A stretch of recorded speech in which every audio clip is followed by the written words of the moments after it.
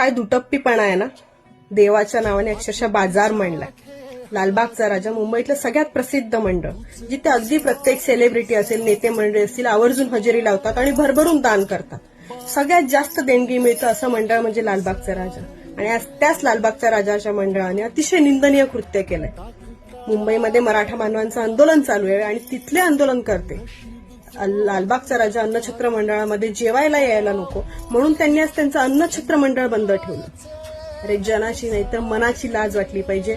अन्नदान हे सर्वात श्रेष्ठ दान आहे आणि जो पोशिंदा उभा वर्षभर तुम्हाला पोचतो, तुमचं कडधान्य, तुमचं भाजीपाला सगळं तुमच्यापर्यंत पोहोचवतो, तो आज स्वतःच्या न्याय हक्कासाठी लढायला मुंबईत 4 दिवस आला आणि तुम्ही असं कृत्य करता.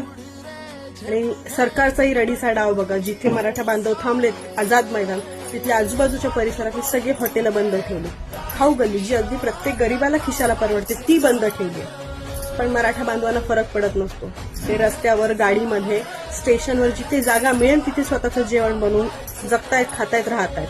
आणि जोपर्यंत त्यांना यश मिळत नाही तोपर्यंत ते मुंबई सोडणार नाही. एक मराठा, लाख मराठा.